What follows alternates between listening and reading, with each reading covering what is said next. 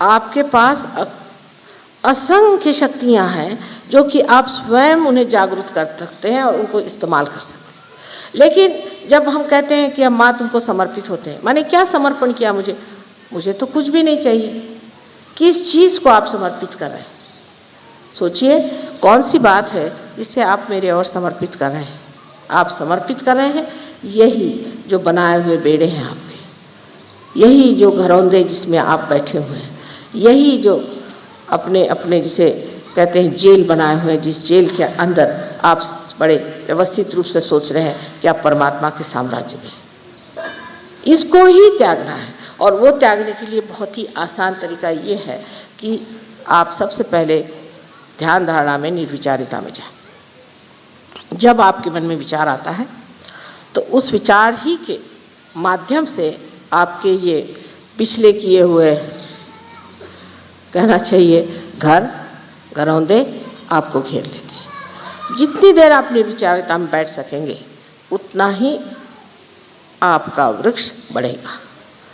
निर्विचारिता में ही आत्मिक वृक्ष बढ़ता है और कोई ऐसा वातावरण नहीं जिसमें ये इसकी वृद्धि हो सकती। कोई कहेगा कि हमने खूब बैठ के माँ के भजन गाए, उससे कोई कितना भी भजन गाए, कोई कितने भी मंत्र कहे, चाहे कुछ कह ले, उस मंत्रों से या उस भजन से अगर आपके अंदर निर्विचारिता स्थापित नहीं होती तो आप चूक गए उस बात को। बहुत से लोग हैं, हमने देखा, अभी एक देखा हमने, हरे रामा होरे रामा होरे रामा, पागल के जैसे सारी दुनिया दौड़ रही। अभी कहाँ जा रहे? एक मनोरंजन करते हुए सारे दौड़े जा रहे हैं, हरे रामा। उससे क्या मिलने का? उससे किसी को कुछ मिला? किसी में कोई परिवर्तन आया? कोई उनमें अच्छाई आई? सिर्फ आपने बजाय इसके कि आप इस तरह के कपड़े पहने के कुछ और कपड़े पहन लिए और रास्ते में आप दौड़ते घूम रहे चिल्लाते हुए हरे रामा हरे कृष्णा। आपके अंदर कृष्ण की कोई चेतना आई है? कृष्ण की चेतना है कि आप साक्षी स्वरूप हो जाते, क्या आप साक्षी स्वरूप हो गए? फिर इस तरह की बाह्य चीज़ों में उलझ जाने से भी मनुष्य कभी कभी अपनी ऊर्ध्वगामी गति को बदल करके अधोगामी पर आ सकता है। जैसे एक छोटी सी चीज़ मैंने आपसे बताई, मनोरंजन सहयोग में मना नहीं है, लेकिन मनोरंजन ऐसा होना चाहिए कि जिससे आप में निर्विचारिता स्थापित हो। लेक्चर ऐसा होना चाहिए जिससे आप में निर्विचारिता स्थापित हो। मंत्र ऐसे कहना चाहिए जिससे आपके अंदर निर्विचारिता स्थापित हो। ध्यान ऐसा होना चाहिए जिससे आपके अंदर निर्विचारिता आनी चाहिए। कोई सा भी कार्य करते वक्त अगर आप निर्विचार हो जाएं तो सारी परमात्मा की शक्तियाँ आपके अंदर से कार्यान्वित होंगी। तो सबसे पहली बात है कि निर्विचारिता में उतरना चाहिए। लेकिन लोगों को ऐसी ही चीज़ें अच्छी लगती हैं जिसमें विचार को चालना मिले, जिसमें मनुष्य सोचता रहे, पागलों जैसे सोचता उसको समझ ले कि हा मैंने कितना सोचा, या पढ़ते पढ़ते एकदम ऐसा सोच ले कि हाँ मैं तो बिल्कुल महाविद्वान हूँ। इन विद्वानों के लिए परमात्मा के साम्राज्य में जगह नहीं। जगह है उन लोगों के लिए जिन्होंने अपने आत्मा को अपने चित्त पर पूरी तरह से प्रकाशित होने दिया, और उसका माध्यम एक ही है, निर्विचारिता। तो प्रथम निर्विचार समाधि को आपको स्थापित करना चाहिए। निर्विचार समाधि को प्राप्त करने के बाद आप देखते हैं कि धीरे धीरे आपके अंदर खुद ही परिवर्तन आने लग जाता है। निर्विचारिता में आप अपने को स्वयं को देखने लग जाते हैं। आपको दूसरों के अलावा अपने में ही दोष दिखाई देने लगते हैं। सर्वप्रथम जब सहयोगी लोग आते हैं बाहर से, या सर्वप्रथम जो कहना चाहिए सत्य शोधक आते हैं, तो वो यही ढूंढते रहते हैं, अरे ये सहयोगी है, ये तो ऐसा था, वो सहयोगी है, वो तो वैसा था। उन लोगों को देखकर आधे में ही मुड़ जाते हैं। सहयोग सबके लिए खुला है, सबके लिए द्वार उसके खुले हुए हैं। कोई लोग जो इसके गर्भ में हैं वो बड़े महान हैं, और कोई जो उसके परिधि में जो घूमते हैं, पेरीफेरी पे जो घूमते हैं, उनमें बहुत खराबियां भी हो सकती, पर वो भी अच्छे हो सकते हैं। तो आप उनको ही देख करके मुड़ गए तो आप कहाँ तक पहुँचे? जब आप अंदर आएंगे तब आप देखेंगे कि ये जो गर्भ में बैठे लोग हैं, इनमें कोई विशेषता है, इनमें कोई चमत्कार है, इन्होंने कुछ पाया हुआ है। तब उनको देखते हुए आप सोचें कि हमें भी कुछ पाना है और हमें भी परिवर्तन आना चाहिए। जब आप निर्विचारिता में आते हैं तो साक्षी भाव से आप अपनी ओर देखते हैं और आप फौरन जान लेते हैं, अच्छा तो मैं आजकल चालाकी कर रहा हूँ, ठीक है, बड़े चालाक बनते हैं आप अपने ही ओर देखते हैं शीशे में वाह जनाब चालाक महाराज, क्या कहने आपके, फौरन आपकी चालाकी गिर के ज़मीन पर उसी वक्त ख़त्म हो जाती है। कारण जो चीज़ व्यर्थ है, जिस चीज़ से हमें एक तरह का वज़न हो जाता है, जिस चीज़ से हमारे उत्थान में रुकावट होती, वो चीज़ धीरे धीरे झड़ती जाती है। निर्विचारिता में ही आप हर चीज़ को ऐसा देख सकते हैं, जिसे कहना चाहिए निरपेक्ष भाव से, जिसमें कि आपको किसी से भी लगाव नहीं हो सकता। जैसे आपका बच्चा है, आप उसे निरपेक्षता से देखें, उसके और साक्षी और रूप से देखना शुरू करें। आप देखिएगा कि ये मासूम बच्चा कितना सुंदर है, कितना अच्छा है और कितना परमात्मा को प्यारा लगता है। फिर आप देखेंगे कि उसके बोलने में, उसके चलने में, हर चीज़ में उसका जो आनंद है, जो परमात्मा ने अपने सुंदर हाथों से उसमें भरा हुआ है, उसकी एक एक चीज़ में, इतनी छोटी छोटी चीज़ में, उसके चलने में, बोलने में, हंसने में आपको दिखाई देगा कि किस कदर वो बिल्कुल परमात्मा का ही बनाया हुआ कोई रूप है। लेकिन ये न हो ये मेरा बच्चा है, फिर तूने ऐसा किया, उसको दो जहाँ पर मारी, फिर तू ऐसा गया वैसा किया, उसका जितना भी आनंद उठाने का खत्म। निर्विचारित में आप बैठने से बच्चा भी आपको समझ सकता है और बच्चा ये सोचेगा कि देखिए ये तो मुझे देख रहे हैं और मैं भी इनको देख रहा हूँ, और धीरे धीरे निर्विचारिता की शक्ति जो है उसमें प्रकट होकर के उसको भी आत्म साक्षात्कार हो सकता है। तो तटस्थता जिसे कहते हैं कि तटस्थ होकर के निर्विचारिता में आप दूसरों की ओर नज़र करें। सहयोग में जब आप प्रवेश करते हैं तो सर्वप्रथम तटस्थ होना चाहिए। जैसे कि एक साइंटिस्ट जब किसी कॉलेज में जाता है शुरू में, तो वो तटस्थ होकर जाता है कि देखें आगे है क्या।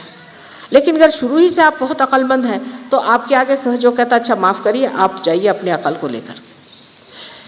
अब जो इन लोगों ने कहा कि आपको बुद्धि से परे उठना चाहिए, सो कहना बात ठीक है, बुद्धि से परे उठना चाहिए, पर कैसे? बुद्धि का असर सारा अपने आज्ञा चक्र पे आता है और आज्ञा चक्र पे आया हुआ असर निकालने के लिए भी इलाज निर्विचारिता है।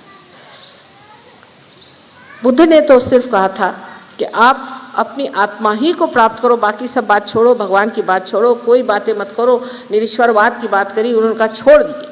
सिर्फ परमात्मा को पाने की बात करने से अच्छा है सिर्फ अपने आत्मानुभव को ही आप प्राप्त करो, बस और कोई बात नहीं करना। वजह ये थी कि और लंबी चौड़ी बात करने में ऐसे लोग मुझको भी पूछते हैं कि माँ हम भगवान कब होंगे? भाई हो जाओगे, हो जाएंगे ना? हाँ हो जाओगे। कब? उसकी कोई तारीख लिख के तो दी नहीं मुझे कि कब हो गए। अगर आप ये समझे कि सिर्फ आप आत्मा मात्र हो जाइए तो आप पहली सीढ़ी पर आ सकते हैं। हमें सिर्फ आत्मा मात्र होना है, माने का सिर्फ आत्मा ही पे रहना। पहले आत्मा तो हो जाइए, फिर आगे की हम लोग बात करेंगे। लेकिन जबकि आप बहुत ज़्यादा पढ़े लिखे हैं तो और भी आप सोचते हैं कि हम एकदम से ही बड़े भारी कोई शंकराचार्य हो जाए, तो हो नहीं सकते। आदि शंकराचार्य होने के लिए सहयोग में आते ही सारे गुण नहीं आ जाएंगे, लेकिन पहली सीढ़ी कि जिसको आत्मानुभव है उसे आप प्राप्त करें। आत्मानुभव के लिए फिर वही बात आ गई कि निर्विचारिता में उतरना पड़ेगा। अब ये दिल्ली शहर आपका ऐसा है कि मैं आई तब से राइट स्वाधिष्ठान ऐसे ज़ोर से चल रहा था, मेरे से बैठा तक नहीं गया। इसका मतलब यहाँ लोग सोचते ज़्यादा हैं, करते कुछ नहीं। कम से कम कुछ करेंगे तो जो सोचने की जो गर्मी है वो करने में निकल जाएगी, लेकिन करते कुछ नहीं, ज़्यादा सोचते हैं, प्लानिंग ये वो। अब इतना प्लानिंग यहाँ होता है और देश का हाल देखिए तो समझ में नहीं आता कि कौन से देश में हम बैठे, उसी में जिसमें इतना प्लानिंग होता है। वजह ये है कि जब आप कुछ सोचते भी हैं, जब तक उस पर आप कार्यान्वित नहीं होते, वो सोचने का अर्थ क्या रहता है सिवाय इसके कि अपना शरीर फिर जाए।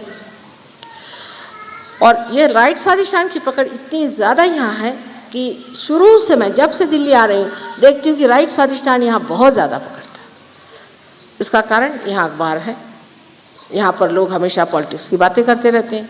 यहाँ अभी कोई पॉलिटिक्स पद पे थे, कुछ उतर गए तो वो और ज़्यादा बोलते हैं, उनको कुछ और मिल गए, फिर इधर से वो हो गए, कुछ होते ही रहता है। यहाँ पे ऐसे ही कोई लोग सिंहासन पे बैठे हैं, कोई सिंहासन से नीचे बैठे हैं, कोई सिंहासन पे चढ़ रहे हैं, कोई सिंहासन से उतरे हुए आपस में इधर उधर दोस्ती कर रहे हैं। एक का दूसरे से झगड़ा होगा तो वो तीसरे से जाके मेल मुलाकात करें। ये सब बेवकूफ़ी का काम वो लोग कर रहे हैं, बिल्कुल महाबेवकूफ़ी, समय बर्बाद कर रहे हैं। कोई किसी को याद नहीं करने वाला, इससे कोई आनंद की चीज़ तो पाई नहीं, कोई विशेष चीज़ तो पाई नहीं। लेकिन वो घोड़े दौड़ाने की आदत जिसको हो जाती है वो छूटती नहीं, फिर वो एक तरह का घरौंदा होगा। उसके लिए भी यही सोचना चाहिए कि जब ये सब व्यर्थ चीज़ है, सब इसमें कोई समय बर्बाद करना है, तो एक कोने पे खड़े होकर देखें कि पागलों जैसे ये क्या अपने समय को बर्बाद कर रहे हैं। अगर आपने ये समझ लिया तो सोच लीजिए कि आप में अब धीरे धीरे साक्षी भाव शुरू हो रहा है। साक्षी भाव में मनुष्य किसी भी उलझनों में फंसता नहीं। कोई भी उलझन आती है उसकी और देखता मात्र है। शुरू में ज़रूर लगता है कि मैं वहीं खड़ा हूँ। जैसे आज मैं डॉक्टर साहब को समझा रही थी कि अगर आप किसी भीड़ से गुजर करके किसी पहाड़ी पर पहुँच जाए और उस पहाड़ी पर से आप भीड़ की ओर देखें तो कहीं अगर ज़ोर से ब्रेक लगा कुछ लगा तो आपको लगता है कि आप ही वहाँ, तो आप जरा दचक जाएंगे। लेकिन जब आप जान जाएंगे अरे मैं तो पहाड़ी पे बैठा हूँ, मुझे तो देखना मात्र है, तब आप नहीं दचके। यह स्थिति आने के लिए इसे ही निर्विकल्प स्थिति कहते हैं।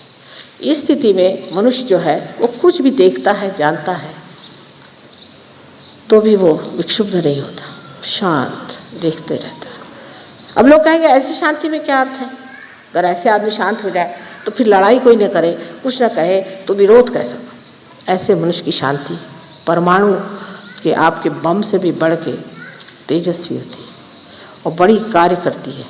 इसके कार्य की आपको महिमा मैं क्या बताऊं कि एक ऐसा शांत पुरुष किसी भी ऐसे स्थान में चला जाए जहाँ गड़बड़ी हो रही, एकदम से वहाँ बदल आ जाएगा। लेकिन वो पुरुष उस स्थिति में होना चाहिए जहाँ वो शांति पूरी तरह से अपने चारों तरफ उसकी प्रभा फैला सके, सब लोग एकदम से अवाक होकर शांत हो सकते। जितनी हड़बड़ी मची वो एकदम से जा करके एक व्यवस्थित रूप से ठीक हो सकती। जैसे कि कोई जादू की कोई उसने विशेष कोई किमया कर दी है या जादू की कोई छड़ी उसने घुमा दी है कि सब एकदम शांत हो गए। इस शक्ति को प्राप्त करना उन लोगों के लिए है जो कि सहयोगी हैं। आज हम देखते हैं हर जगह शांति के फाउंडेशन बन रहे हैं, शांति का ये है, शांति का वो है। इससे शांति कैसे हो सकती है? शांति तो हमारे अंदर चीज़ है। अब मनुष्य जो खुद कहेगा मैंने तो शांति पा ली, पर दूसरा कैसे शांति पाएगा? दूसरा शांति पाता है आपकी शांति से प्रभावित होकर के। वो प्रभाव बुद्धि से नहीं होता है, वो प्रभाव अंदर ही अंदर प्रकाशित हो करके दूसरों को भी प्रकाशित करता है और इसी प्रकार मनुष्य शांत हो जाता है। अब सहयोग में आप जानते हैं कि हर तरह के लोग आते हैं, कोई बड़े ही वायलेंट, कोई बड़े गुस्सेले, कोई बहुत ज़्यादा क्रोधी, कोई क्रांतिकारी और बहुत ज़्यादा लड़ने वाले, हर तरह के लोग मैंने देखे। लेकिन सहयोग में आने के बाद धीरे धीरे वो शांत होते जाते हैं। पर इसका मतलब नहीं कि वो डरपोक हो जाते हैं, इसका मतलब ये नहीं कि वो कायरता से भागते हैं, नहीं, एक अपने हिम्मत से खड़े रहते हैं और उनको देख करके बाकी सब शांत हो जाते हैं। एक चीनी कहानी है, बड़ी अच्छी, चीनी कहानियाँ बहुत अच्छी होती है। इसमें से एक कहानी ऐसी है कि वहाँ पर मुर्गे लड़ाए जाते थे पहले। तो एक राजा ने सोचा कि एक बड़ा अच्छा साधु है जिसके पास लोग जाने से बड़े बलवान हो जाते हैं, समर्थ हो जाते हैं। तो उन्होंने वो 2 मुर्गे ले जा करके उनको दे दिए कि इनको आप ट्रेन करिए और जब इनकी लड़ाई होगी तब हम आपसे ले जाएंगे। तो वो मुर्गे उनके पास चले गए। 1 महीने बाद राजा आए, उनका अच्छा दे दीजिए इन मुर्गों को। तो मुर्गे अपने शान से ऐसे खड़े हुए, बस राजा ने उनको उठाया और ले गए और उस प्रांगण में छोड़ दिया जहाँ पर लड़ाई होने वाली थी। सब मुर्गे उसमें घुस गए। अब वो सब मुर्गे आपस में लड़ने लगे, ये अपने दोनों यूं ही खड़े। सब लड़ते लड़ते उनको देख करके हैरान हुए कि ये तो लड़ते ही नहीं। और जब भी उनके ऊपर वो सोचे कि हम इनको लड़वाएं तो बस यूं ही देखते रहे। सब मुर्गे हार करके चले गए, यही 2 वहाँ पर खड़े रहे। इस कहानी का आशय यह है कि जब मनुष्य शांति के सागर में पूरी तरह से विद्यमान होता है तो जैसे कमल पुष्प के जैसे उसके सुगंध से लोग सुरभित होकर के शांतमय हो जाते हैं, पूर्णतया उनके अंदर शांति आ जाती है। इससे बढ़ के और क्या शक्ति शांति की हो सकती है?